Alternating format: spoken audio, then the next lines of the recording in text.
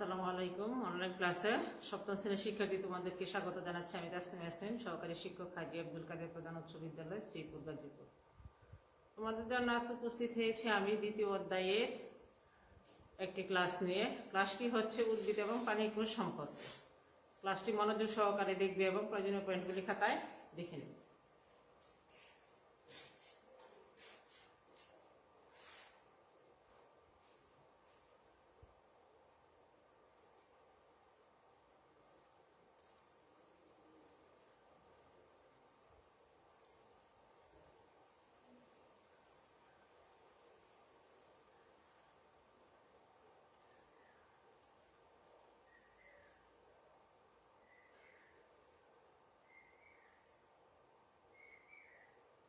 একটা ছবি আছে, দেখো তো বুঝতে পারছো কিনা ছবিটা।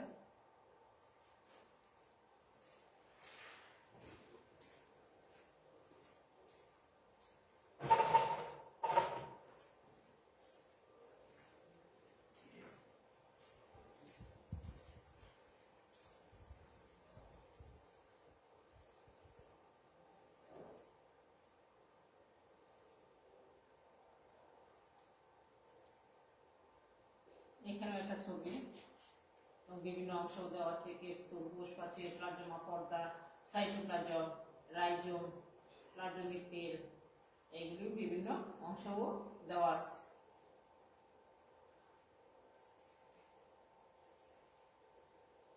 তো আমাদের আজকের পাঠ্যের বিষয়টা হচ্ছে উদ্ভিদ ও প্রাণীকোষ।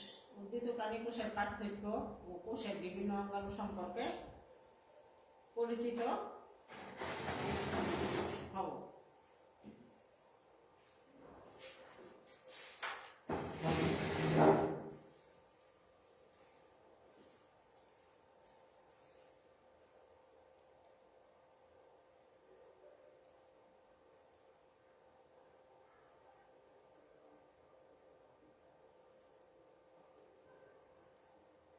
শিখন হল কি, এই পাঠ শেষে তোমরা কি কি শিখতে পারবে দেখো।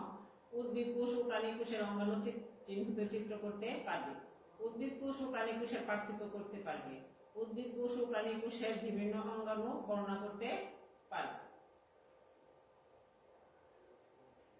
আবারও দেখো শিখন ফলটা, উদ্ভিদ কোষ ও প্রাণী কোষের অঙ্গাণু চিহ্নিত করতে পারবে। উদ্ভিদ কোষ ও প্রাণী কোষের পার্থক্য করতে পারবে। উদ্ভিদ কোষ ও প্রাণী কোষের বিভিন্ন অঙ্গাণু বর্ণনা করতে পারবে।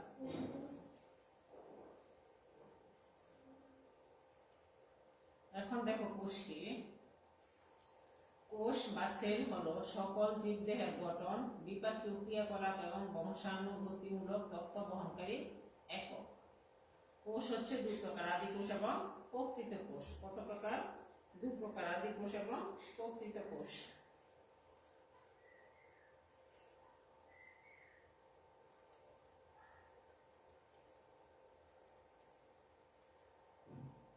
উদ্ভিদ ও প্রাণী কোষের চিহ্নিত চিত্র দেখো এখানে।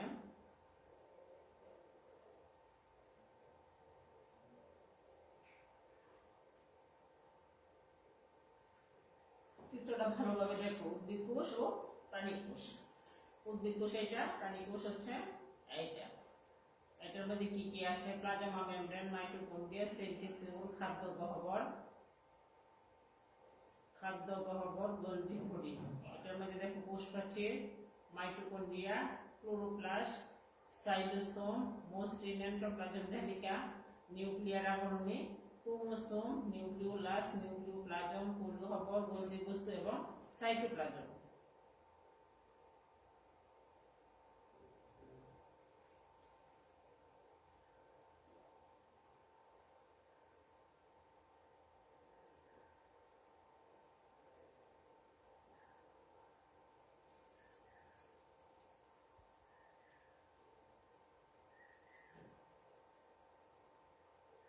উদ্ভিদ কোষের বর্ণনা দেখে দিচ্ছি।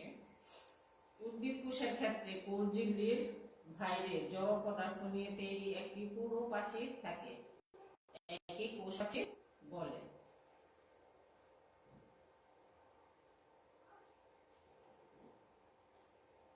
এটি সেলুলোজ দ্বারা গঠিত।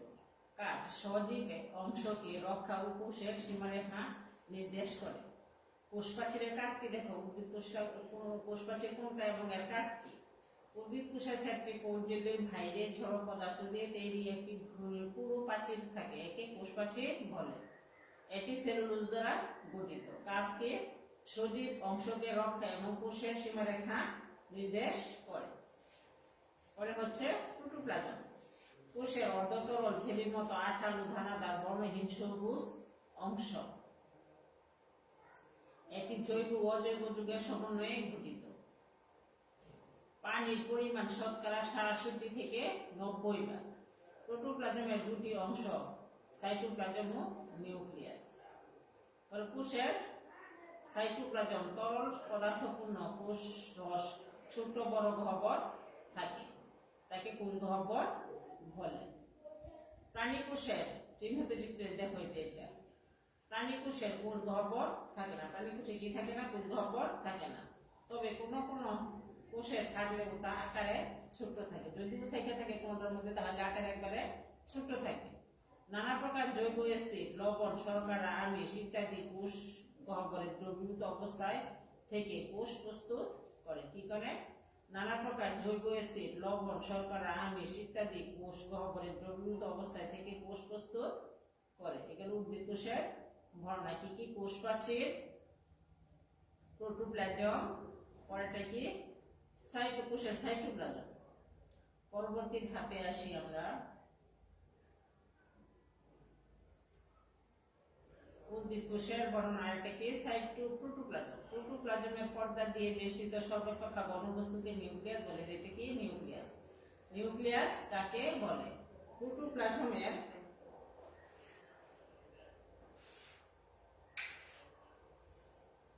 পর্দা দিয়ে বেষ্টিত সর্বাপেক্ষা ঘনবস্তুকে নিউক্লিয়াস বলে।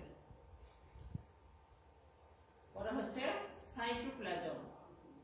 কোষের প্রোটোপ্লাজমে নিউক্লিয়াসের বাহিরে ঝিল্লির মতো অংশকে সাইটোপ্লাজম বলে। ঝিল্লির মতো যে অংশ থাকে তাকে বলা হয় সাইটোপ্লাজম।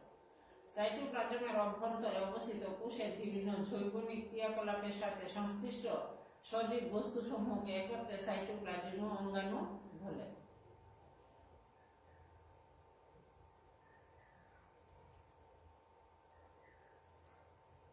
প্রাণী কোষের বর্ণনা দেখো। এতক্ষণ করলাম উদ্ভিদ কোষের বর্ণনা, এখন কি প্রাণী কোষের বর্ণনা।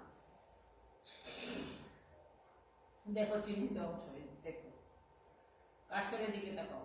প্রোটোপ্লাজম সাইটোপ্লাজমের বহিঃস্তর পরিবর্তিত ও রূপান্তরিত হয়ে কোষ আবরণী বা কোষ পর্দা বা সেল মেমব্রেন বা প্লাজমা মেমব্রেন গঠিত হয়। কোষ আবরণীর বৈশিষ্ট্য শুকনো, স্থিতিস্থাপক, প্রভেদক, বৈদ্য, লাইপো প্রোটিন নির্মিত সজীব। এতে সাধারণত 40 ভাগ লিপিড, 50 ভাগ প্রোটিন এবং 10 ভাগ কার্বোহাইড্রেট থাকে। কি কি থাকে? 40 ভাগ থাকবে লিপিড, 50 ভাগ থাকবে প্রোটিন এবং 10 ভাগ থাকবে কার্বোহাইড্রেট। পরে হচ্ছে প্রোটোপ্লাজম।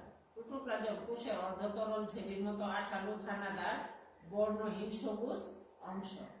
এটি জৈব ও অজৈব যৌগের সমন্বয়ে গঠিত। পানির পরিমাণ শতকরা ৬৭ থেকে ৯০ ভাগ। প্রোটোপ্লাজমের দুটি অংশ, সাইটোপ্লাজম ও নিউক্লিয়াস।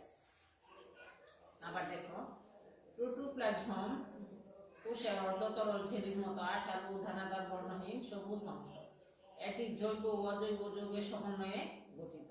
পানির পরিমাণ শতকরা ৬৭ থেকে ৯০ ভাগ। প্রোটোপ্লাজমের দুটি অংশ, সাইটোপ্লাজম ও নিউক্লিয়াস। পরের অংশটা দেখি।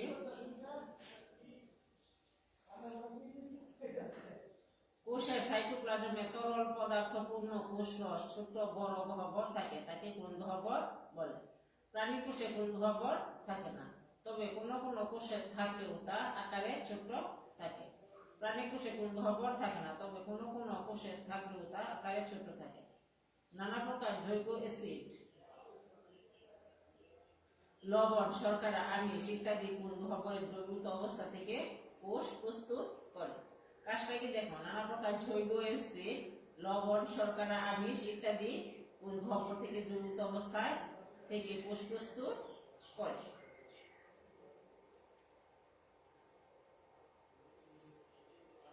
নিউক্লিয়াস।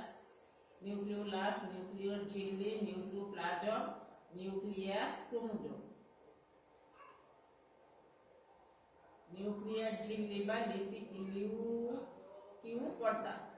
লিউকিউ পর্দাটা কি দেখো, নিউক্লিয়াসকে ঘিরে রাখে যে ঝিল্লি তাকে নিউক্লিয়ার ঝিল্লি বলে। নিউক্লিয়াসকে যে ঝিল্লি ধরে রাখে, ঘিরে রাখে তাকে বলা হয় নিউক্লিয়ার ঝিল্লি। এটি দ্বিস্তর বিশিষ্ট ঝিল্লি। দেখো দুটি স্তর থাকে। এর ঝিল্লি লিপিড ও প্রোটিন এর সমন্বয়ে গঠিত। এর ঝিল্লিতে মাঝে মাঝে কিছু ছিদ্র থাকে, দেখো ছিদ্র, একটা পরে একটু পরে পরে ছিদ্র, একে নিউক্লিয়ার রন্ধ্র বলে। এই ছিদ্রের মাধ্যমে কেন্দ্রিক ও সাইটোপ্লাজমের মধ্যে কিছু বস্তু চলাচল করে। নিউক্লিয়ার ঝিল্লি বা নিউক্লিয় পর্দা এর কাজ, নিউক্লিয়াসকে রক্ষণাবেক্ষণ করা এর প্রধান কাজ। এর কাজ কি? নিউক্লিয়াসকে রক্ষণাবেক্ষণ করা হচ্ছে এর প্রধান কাজ। নিউক্লিয়াসের রক্ষণাবেক্ষণ করা এর প্রধান কাজ। এছাড়াও অভ্যন্তরীণ অঙ্গাণুগুলোকে সাইটোপ্লাজম থেকে পৃথক করে রাখে। কি করে? সাইটোপ্লাজম থেকে পৃথক করে রাখে।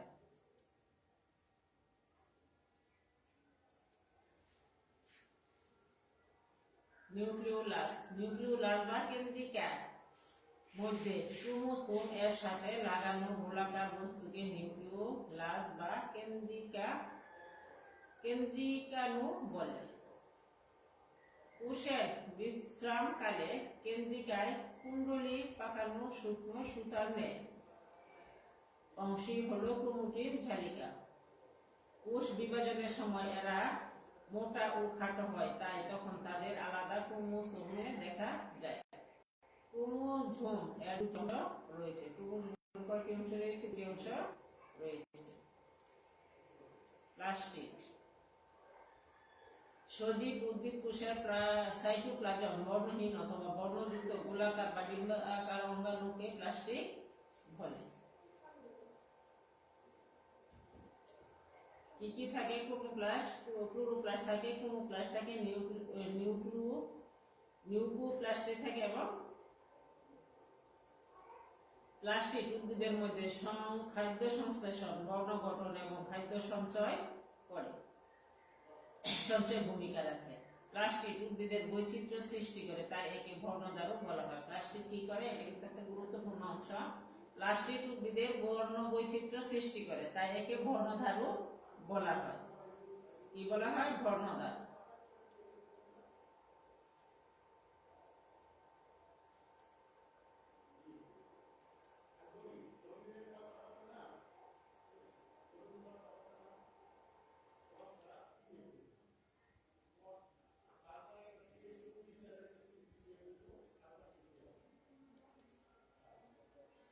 বর্ণ কিন্তু আগে দেওয়া হয়ে গেছে। প্রাণী কোষে প্লাস্টিক থাকে না, মনে রাখবা, পরবর্তীতে কিন্তু মূল্যায়নের প্রশ্ন আছে তোমাদের। প্রাণী কোষে প্লাস্টিক থাকে না, বিদায় প্রাণী নিজেদের খাদ্য নিজেরা তৈরি করতে পারে না। খাদ্যের জন্য প্রাণী উদ্ভিদের উপর নির্ভর করে। তাদের প্লাস্টিক থাকে না বলে তারা খাবার তৈরি করতে পারে না এবং তারা উদ্ভিদের উপর নির্ভর করে।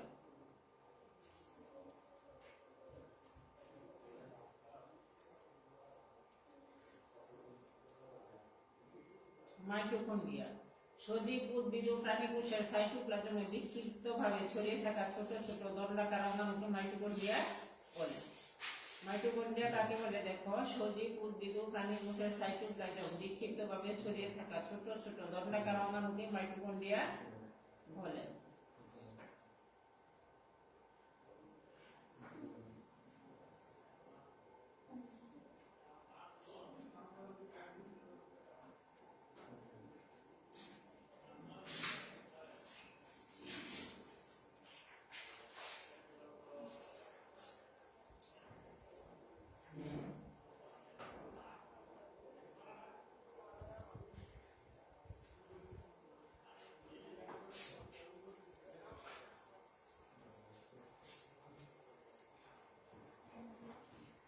জীবের যাবতীয় বিপাকীয় কাজের শক্তির উৎস হচ্ছে মাইটোকন্ড্রিয়া, তাই একে পাওয়ার হাউসও বলা হয়।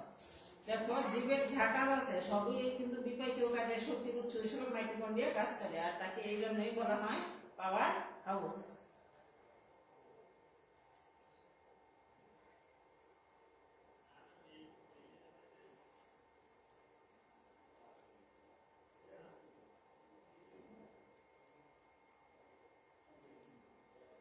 উদ্ভিদ কোষ ও প্রাণী কোষের মধ্যে পার্থক্য দেখো।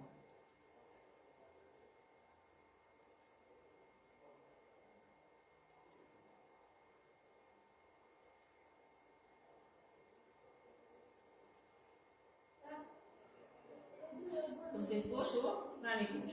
উদ্ভিদ কোষে প্লাজমা আবরণী ভাইরে সেলুলোজ তৈরি ঝড় কোষ প্রাচীর থাকে। বাহিরে যে তৈরি এটা ঝড় কোষ প্রাচীর থাকে, এটা উদ্ভিদ কোষেও থাকে, প্রাণী কোষেও থাকে। উদ্ভিদ কোষে সাধারণত প্লাস্টিক থাকে না, প্রাণী কোষে প্লাস্টিক থাকে না। উদ্ভিদ কোষে থাকে, প্রাণী কোষে দেখো থাকে না, একটা চিহ্ন দেওয়া আছে। উদ্ভিদ কোষে সেন্ট্রোসোম থাকে না, প্রাণী কোষে সেন্ট্রোজোম থাকে। উদ্ভিদ কোষে বড় বড় কোষগহ্বর থাকে না, প্রাণী কোষে বড় বড় থাকে, আর প্রাণী কোষে বড় বড় কোষগহ্বর থাকে না, থাকলেও খুব ছোট আকারে থাকে। উদ্ভিদ কোষে নিউক্লিয়াস কোষ প্রাচীরের কাছে অবস্থান করে। প্রাণী কোষে নিউক্লিয়াস কোষের কেন্দ্রস্থলে অবস্থান করে। প্রাণী কোষে উদ্ভিদ কোষে থাকে নিউক্লিয়াস, উদ্ভিদ কোষ নিউক্লিয়াসের কোষ প্রাচীরের কাছে থাকে, আর এটা থাকে কেন্দ্রস্থলে প্রাণী কোষে। লাইসোম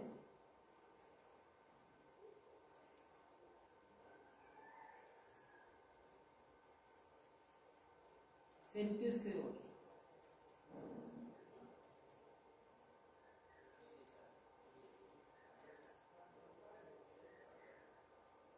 উদ্ভিদ কোষে থাকে না।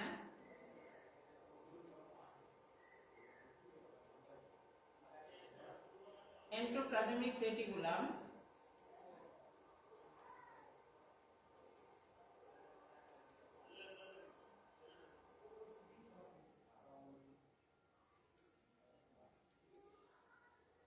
জোড়ায় কাজ দেখো। উদ্ভিদ কোষের 5টি বৈশিষ্ট্য আলোচনা করো। অনেকগুলি বৈশিষ্ট্য কিন্তু আমি দেখিয়েছি।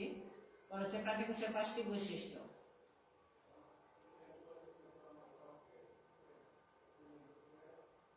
মূল্যায়নের প্রশ্ন দেখো। নিচের কোন অঙ্গাণু কারণে উদ্ভিদ খাদ্য তৈরি করতে পারে? কোনটির কারণে খাদ্য তৈরি করতে পারে?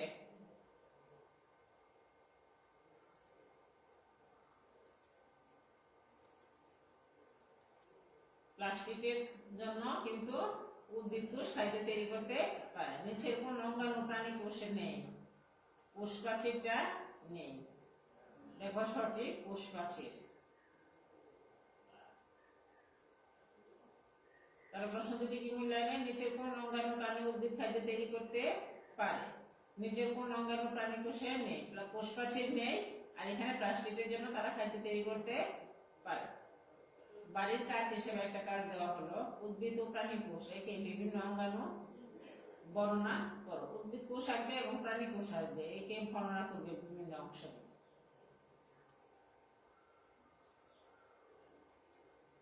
ধন্যবাদ জানিয়ে আজকে এখানে তোমাদের বিজ্ঞান ক্লাসটি শেষ করছি। যে যেখানে আছো ভালো থাকবে, সুস্থ থাকবে, সামাজিক বিধিনিষেধগুলো মেনে চলবে। আল্লাহ হাফেজ।